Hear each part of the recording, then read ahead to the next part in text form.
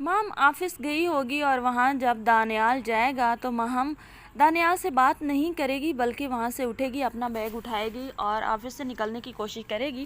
دانیال مہم سے کہے گا کہ یہ کیا تماشا تم نے بنا رکھا ہے کچھ دنوں سے؟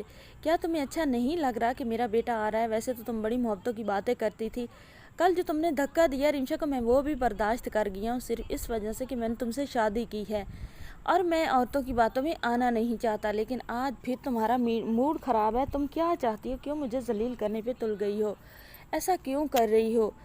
مام جو ہوتی ہے وہ کہتی ہے کہ آپ بازل کے نام پر اس کے بابا کا حصہ کروا دیں اور مجھے طلاق دے دیں، مجھے آپ کے ساتھ نہیں رہنا۔ دانیال کہتا ہے کہ تمہیں کیا ہو گیا؟ کل تک تم شادی کے لیے مری جا رہی تھی اور اب تمہیں طلاق کی پڑ گئی ہے۔ دوسری طرف آپ دیکھنے والے ہیں اب آخرکار مناحل تو تنگ آئی جاتی ہے، جس طرح اس کو ٹریٹ کرتا ہے اسامہ، اسے لگتا ہے کہ وہ سمیر کے لیے مری جا رہی ہے اور سمیر کو منہ نہیں لگاتی اور سمیر جو ہے اس کے پیچھے پیچھے چلتا ہے۔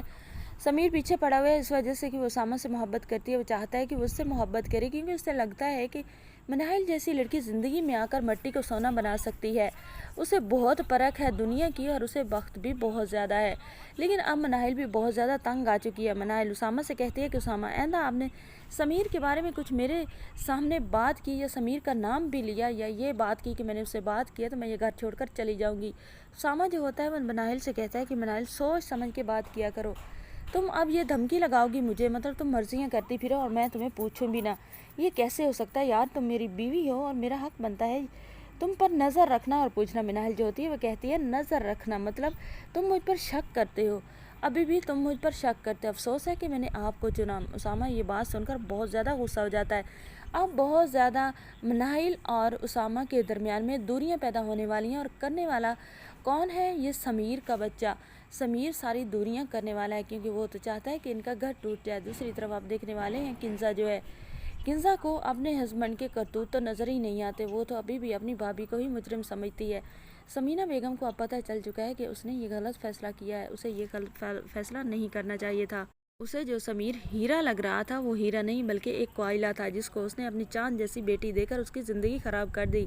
سمینہ بیگم تو چھپ چھپ کر روتی ہے کہ پتہ نہیں کنزا کا کیا بنے گا، سمیر تو انسان ہے بھی نہیں۔ لیکن کنزا جو ہوتی ہے اپنی ماں کو تسلی دینے کی کوشش کرتی ہے کہ سمیر ٹھیک ہو جائے گا، آپ بالکل پریشان نہ ہوں۔ سمینہ بیگم کسی سے بات بھی نہیں کر سکتی کیونکہ اسامہ نے اسے پہلے ہی روکا تھا، سمیر اچھا نہیں ہے، وہ اس قابل نہیں ہے کہ ہماری کنزا سے اس کی شادی ہو۔ لیکن سمینہ بیگم نے کہا تھا کہ جیسے مناحل ایڈجسٹ کر گئی ہے وہ بھی ایڈجسٹ کر ہی جائے گا کنزا کے ساتھ، اور کنزا بھی اس کے ساتھ ایڈجسٹ کر جائے گی۔ اب وہ کسی کو کوئی بات بتانے کے قابل نہیں۔ اس ڈرامے کے بارے میں مزید جاننا چاہتے ہیں تو جڑے رہیں ہمارے ساتھ، ویڈیو کو لائک، چینل کو سبسکرائب اور پیار سے کمنٹ کر دیں۔